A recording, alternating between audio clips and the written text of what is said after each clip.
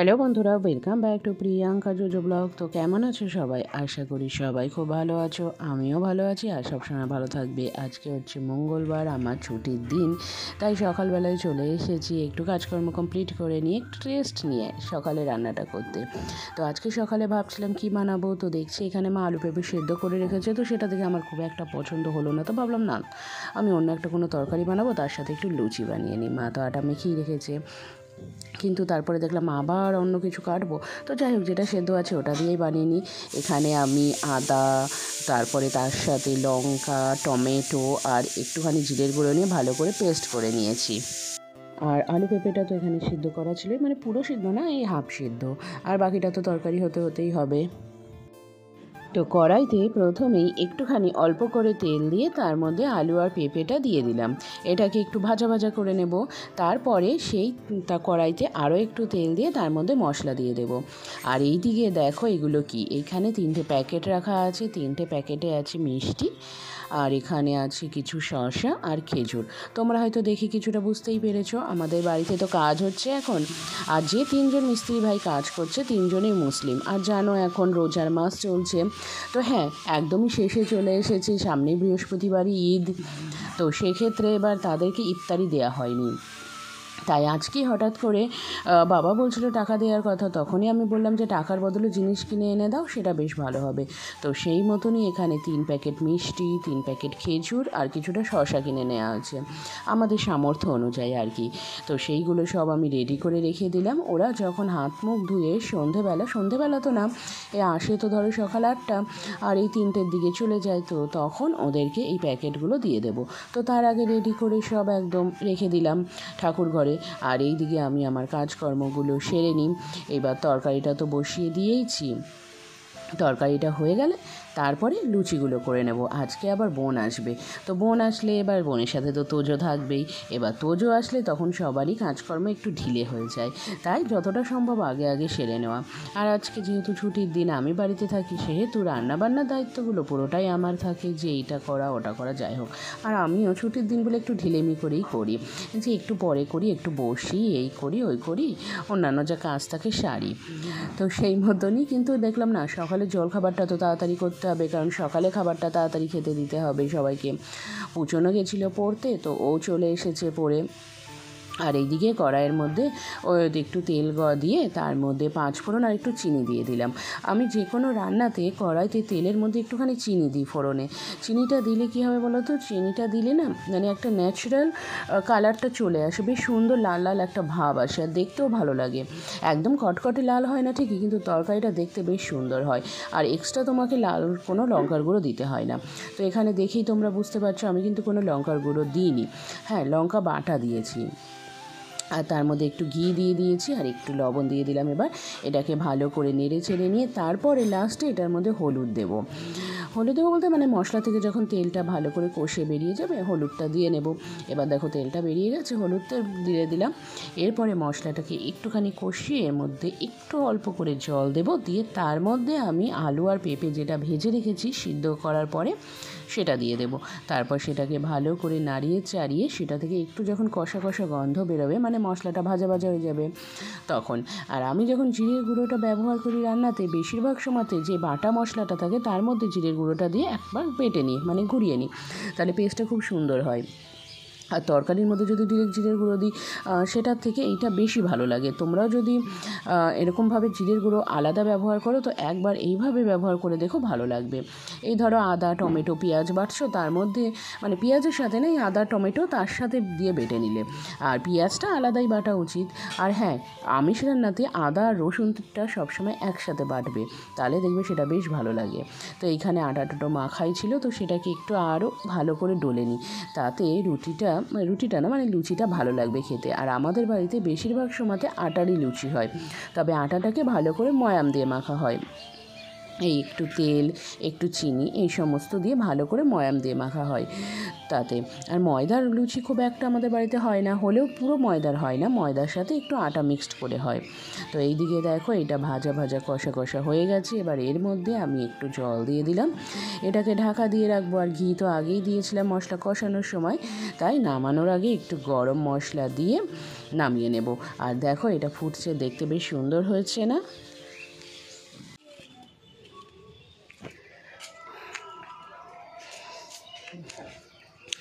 এদিকে আগের দিন তো দেখলাম এই গাঁথনিগুলো এই দিকটা কমপ্লিট হয়ে গেছে, আর এই ছাদে এখন আসাও যাচ্ছে। আর এখন এই দিকে সিঁড়িঘরের এই দিকের গাঁথনিটা হচ্ছে।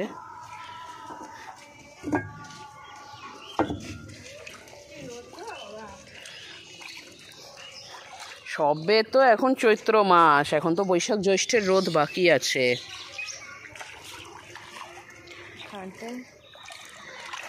তোমাদের বাড়িতে এটা কি গাছ গো? এই যে লাগিয়েছো নাকি আপনা থেকে হয়েছে? কিনে নিয়ে এসছে, বেশ সুন্দর লাগে দেখতে। তোমাদের এই জায়গাটার জন্য বেশি ভালো লাগে।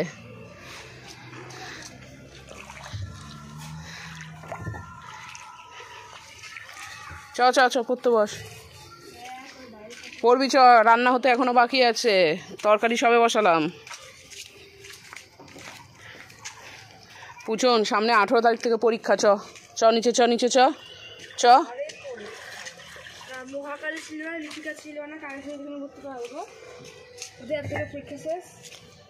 চ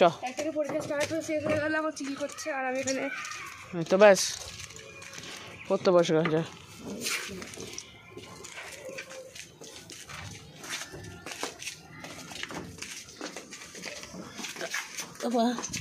ভয় লাগে নামতে, এই দিক দিয়ে ধপ করে পড়লাম, দেখা গেল। মা গো,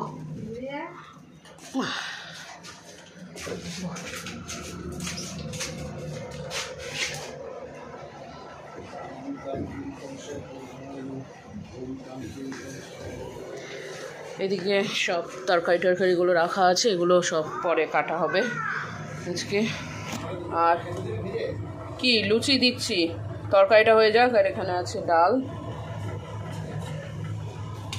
এটা কি ডাল করেছো মা আজকে? মুগ, মুসুরির ডাল টমেটো দিয়ে,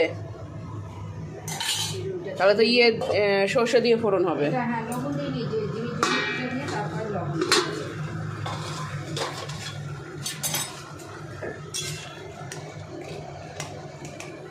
আমি ভাবলাম তরকারিটা করে নিয়ে ডালটা ফোড়ন দিয়ে তারপর লুচিটা বসাবো। না, ডালটা পরে ফোড়ন দিই।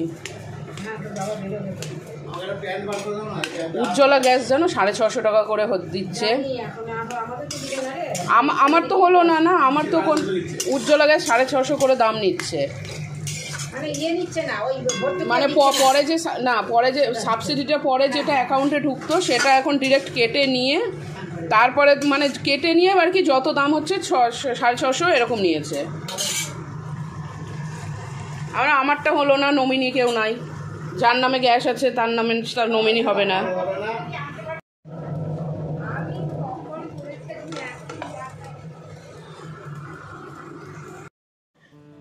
তরকারি কমপ্লিট হয়ে গেছে, এবার লুচিগুলো ভাজবো। গরম গরম লুচি এক এক করে সবাইকে খেতে দেবো। তো বাবা যাবে রেশন আনতে, তাই বাবাকে আগে দিয়ে দেবো।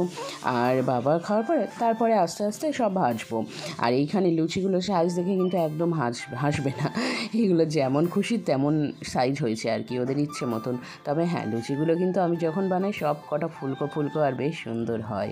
আমি কি করি, লুচির যে লেইটা ওটা না খুব একটা মোটা করি না আর খুব একটা পাতলা করি না, মিডিয়াম রাখি।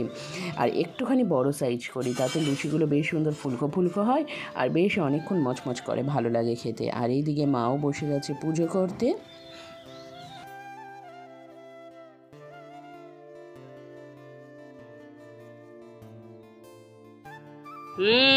এই যে আমার তোজবাবু এসছে, তোজবাবু দাঁত বেরিয়েছে, দেখাও সবাইকে। একটু একটু সাদা সাদা দেখি। তোজা তোজা তোজা তোজা দাঁত দেখাও, দাঁত দেখাও। ওটা কিপ কিপ কিপ। শঙ্খ বেজেছে,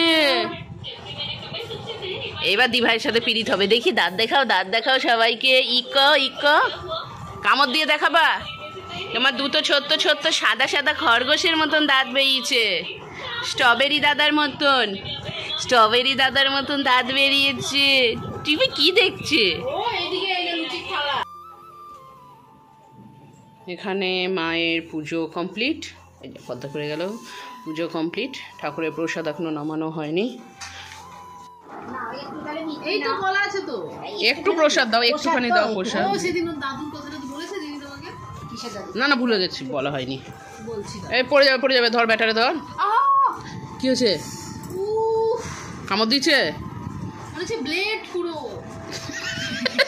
মুখটা থেকে কামড় দিচ্ছে মাকে। মার জন্য পয়লা বৈশাখে একটা শাড়ি অর্ডার দিয়েছিলাম, যেটা আজকেই ডেলিভারি ডেট দেখাচ্ছে। আর কি মানে কী বর্ষ তো আমি যাই হোক, আমি এইটার অ্যাড্রেসটা আমার বাড়ির অ্যাড্রেস দিয়েছিলাম, তাই ব্যাস বাড়িতেই চলে এসেছে। এইবার অফিসের অ্যাড্রেস আমি ম্যাক্সিমাম টাইম দিয়ে রাখি, এবার অফিসেই নিব বলে, তাই সেই ক্ষেত্রে বাড়ির অ্যাড্রেস দেওয়া আছে আজকে, আর আজকেই এসছে, বেশ ভালো হলো বলো। আমার পার্সেল চলে এসেছে। আগের দিন যে আমি শাড়ি অর্ডার দিয়েছিলাম এসেছিলো আমার, তোমরা দেখেছো, শাড়িটা আমার ভীষণ পছন্দ। তো মাকে তো পয়লা বৈশাখে দিতেই হতো, তো মার জন্য আমি একটা same khadi cotton sari order দিয়েছিলাম, সেটাই এসেছে। তো এবার চলো সেটা তোমাদের একদম আনবক্স করে দেখাবো তোমাদের সামনেই। আনর্যাপ, এটা তো র্যাপ করা আছে, বক্স নাই, আনর্যাপ করে দেখাবো। এই শাড়িটা হচ্ছে খাদি কটন শাড়ি। আমার যে শাড়িটা সেম শাড়ি, মানে একই রকম দেখতে না, তবে খাদি কটন, আমারটাও খাদি কটন, এটাও খাদি কটন, তবে এটার কালারটা আলাদা। আলাদা নিয়েছি একটাই কারণে, কেন কখনো আমি মায়ের শাড়ি কখনো মা আমার শাড়ি পরতে পারবে, এই কারণে।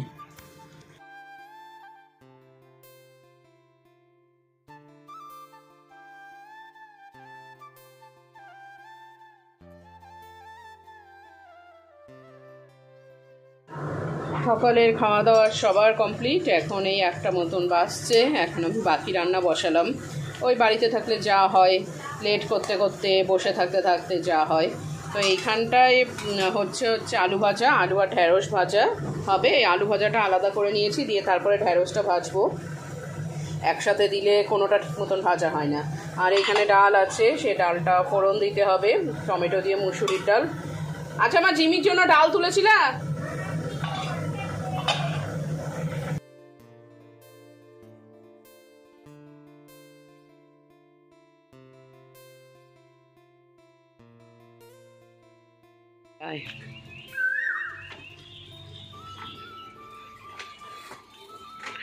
তাড়াতাড়ি আসবি পরে, তা আবার মানেটা নিতে ভুলেছিস।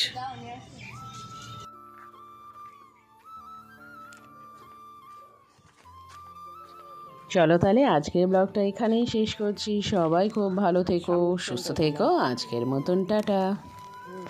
আগে সারকে দিয়ে দিবি,